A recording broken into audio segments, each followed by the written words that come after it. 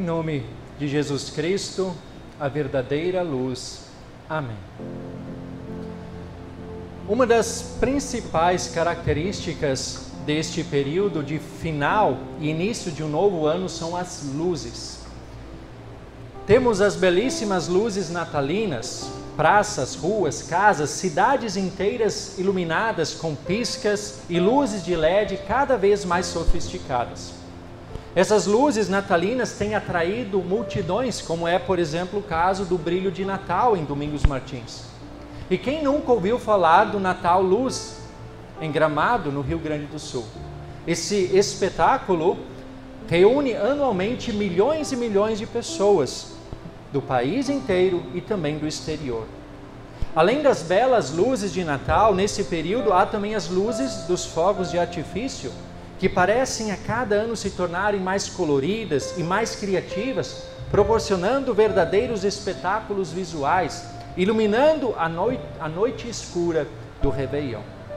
Assim como as luzes natalinas, também as luzes dos fogos de artifício atraem multidões pelo país inteiro e pelo mundo afora. Porém, muito antes de todas essas luzes artificiais modernas, há mais de 2000 anos, quando nem se imaginava nada semelhante do que existe nos dias de hoje, uma luz diferente, uma estrela imponente, uma estrela brilhante atraiu a atenção dos magos do Oriente. Os magos eram uma classe de estudiosos e sacerdotes. Eles trabalhavam como conselheiros dos governantes da Babilônia e da Pérsia. Ao descobrirem essa estrela, eles decidiram fazer uma longa e árdua jornada para descobrirem o que essa estrela lhes revelaria. Estima-se que eles tenham viajado cerca de 1.200 quilômetros numa viagem que pode ter durado até 40 dias. Mas como esses magos descobriram que essa estrela diferente apontava para o nascimento do rei dos judeus? Como que eles chegaram a essa conclusão? Provavelmente no passado, os ancestrais desses estudiosos, eles podem ter tido algum contato com a promessa, a esperança messiânica do povo de Israel. Até mesmo com alguns escritos do Antigo Testamento. Vale lembrar que o povo judeu ficou exilado durante 70 anos na Babilônia. E o profeta Daniel, que tem um livro no Antigo Testamento, ele chegou a ser um alto funcionário naquela época. Um alto funcionário do governo babilônico naquela época. E além disso, também por causa das diversas guerras e ataques que o povo de Deus sofreu no Antigo Testamento, muitos israelitas foram espalhados por toda aquela região e eles podem ter falado da esperança messiânica para onde eles foram. O fato é que esses magos não eram judeus nem israelitas. Eles não faziam parte do povo escolhido de Deus. Eles eram os considerados gentios. Mesmo assim, eles foram atraídos pela luz daquela estrela que os guiou até onde estava o menino Jesus, que veio ao mundo para salvar a humanidade dos seus pecados.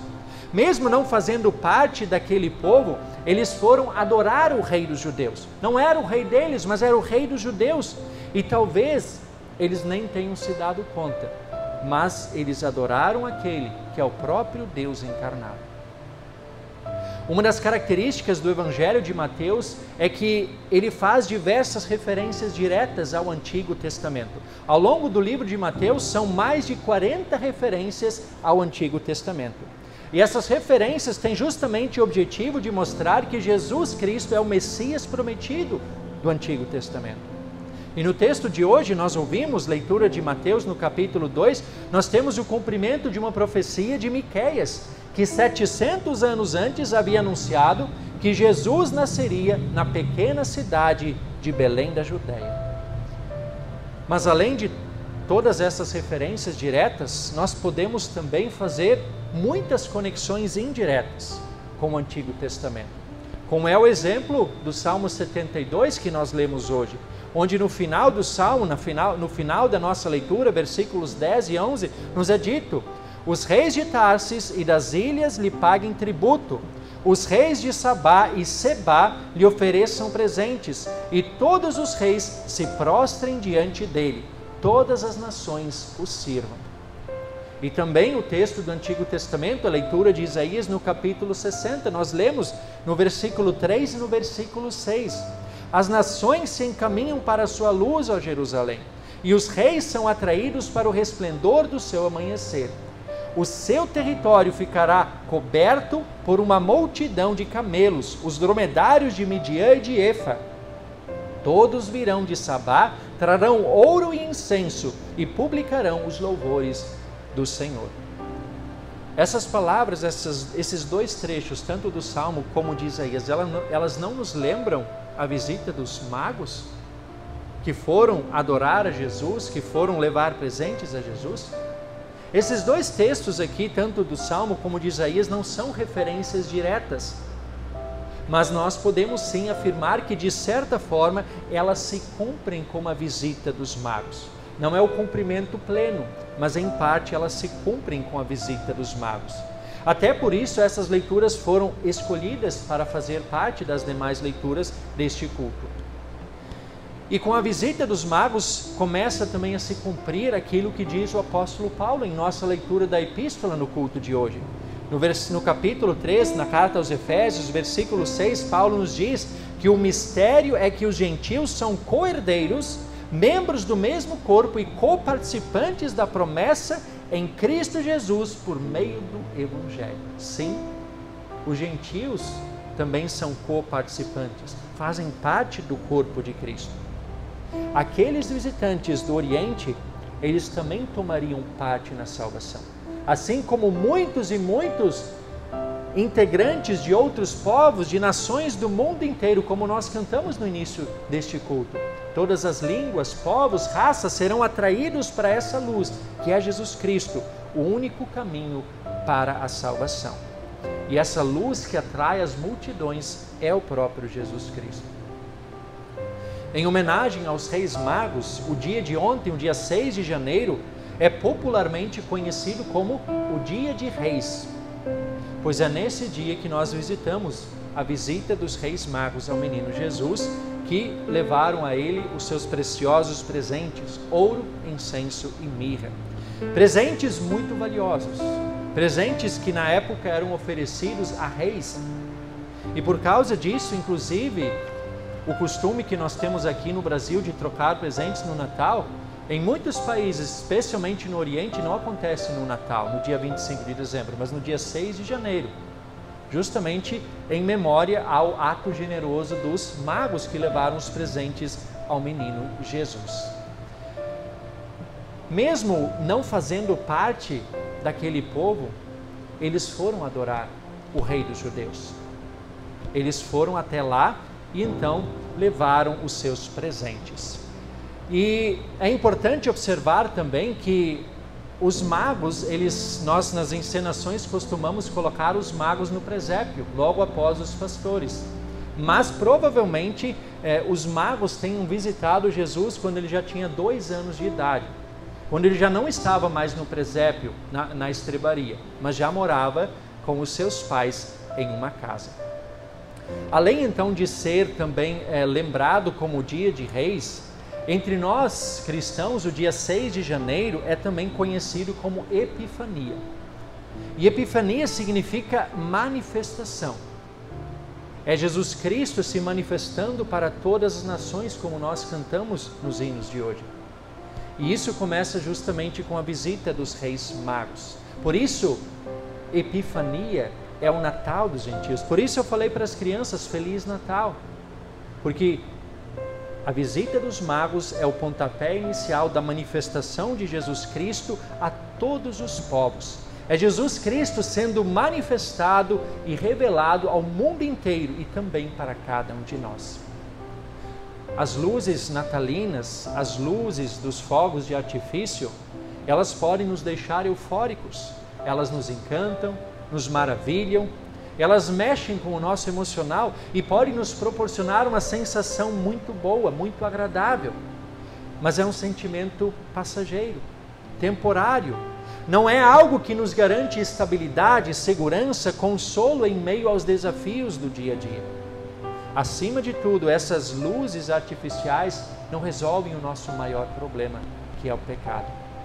A luz daquela estrela que conduziu os magos, ela pode não ter sido tão espetacular como são as luzes artificiais dos dias de hoje, mas ela os atraiu para aquele que é a verdadeira luz, que vindo ao mundo ilumina toda a humanidade. Uma luz que brilha em meio à escuridão, como diz João no primeiro capítulo do seu Evangelho. Foi essa luz que é o próprio Jesus Cristo que encheu os magos de uma alegria concreta e verdadeira, um sentimento de felicidade intensa, como relata Mateus em seu Evangelho. Sem Cristo, meus queridos irmãos e irmãs, por mais brilhante, por mais ofuscante que possa parecer a vida de alguém, o que existe são apenas trevas, escuridão e pecado. Jesus Cristo é a verdadeira luz do mundo e da humanidade. Todos os que nele creem, diz o apóstolo João em seu Evangelho, não andarão mais na escuridão, mas terão a luz da vida. É Jesus Cristo quem livra cada um de nós das trevas do pecado. É Ele quem nos traz paz com Deus, paz conosco mesmos, paz uns com os outros. Jesus Cristo é a luz que dá direção, que dá rumo às nossas vidas, que nos oferece uma segurança real, uma segurança concreta, verdadeiro conforto e verdadeira proteção em meio aos desafios e às dificuldades que enfrentamos em nosso dia a dia. Mas afinal, como nós podemos ser atraídos por essa maravilhosa luz? Através da palavra. Os magos, eles também não teriam chegado até Jesus se não tivessem recorrido às Escrituras. Eles eram estudiosos das estrelas, mas foi a palavra de Deus que lhes revelou o significado daquela estrela brilhante no céu. Por isso, recorram constantemente à palavra de Deus. Leiam a Bíblia com frequência. Estudem as Sagradas Escrituras. Cultivem uma vida devocional, uma vida de oração. Participem com regularidade dos cultos, para que cada vez mais vocês possam ser atraídos e envolvidos pela luz de Cristo. Quem de vocês já viu uma lua cheia numa noite com o céu bem limpo?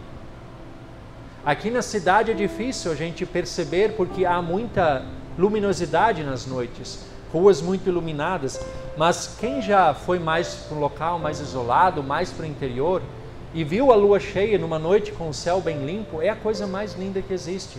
A lua parece imponente, ela ilumina uma noite escura. Mas por mais linda, por mais imponente, por mais luminosidade que a lua possa trazer para uma noite escura, a lua ela não tem luz própria. A lua apenas reflete a luz do sol. Da mesma coisa acontece com as estrelas. As estrelas numa noite bem limpa, é bonito ver o céu estrelado, mas as estrelas não têm luz própria, elas apenas refletem a luz do sol. E assim também somos nós. Nós cristãos não possuímos luz própria. Por nós mesmos, por nossa natureza, estaríamos imersos apenas em escuridão e trevas. Mas Cristo, com sua morte e ressurreição, Ele nos trouxe de volta para a verdadeira luz. Deixemos que essa luz também nos atraia. Deixemos que a luz da palavra nos envolva, para que assim também possamos refletir essa luz no mundo em que vivemos. O mundo em que muitas pessoas ainda vivem em densas trevas, o mundo em que muitas pessoas urgentemente precisam dessa verdadeira luz, da única luz que pode realmente impactar e transformar as vidas dessas pessoas. Ao contrário dessas luzes artificiais que pouco acrescentam. Que Jesus Cristo, a luz que atraiu e encheu de intensa alegria os reis magos, também nos atraia cada vez mais e mais. Que a sua luz nos ilumine e nos envolva todos os dias da nossa vida. Somente a luz de Cristo pode alegrar verdadeiramente os nossos corações. Somente a sua luz pode dar verdadeiro sentido, rumo, ânimo às nossas vidas. Somente a luz de Cristo pode nos ajudar a exercermos nossas vocações diárias, seja na família, na igreja, na sociedade. É essa luz que nos moverá a amar, servir e respeitar o nosso próximo. E essa luz que também nos capacitará a compartilharmos o perdão uns com os outros. Perdão que Deus primeiramente estende a nós. E quando assim nós vivemos nesse mundo, nós possibilitamos que o próprio Cristo brilhe e resplandeça a sua luz através de nós, atraindo para Ele cada vez mais pessoas, especialmente aqueles que ainda vivem em trevas espirituais. Que assim, atraídos, iluminados e envolvidos pela luz de Cristo, sejamos seus instrumentos para levar essa luz para muitas outras pessoas. Amém.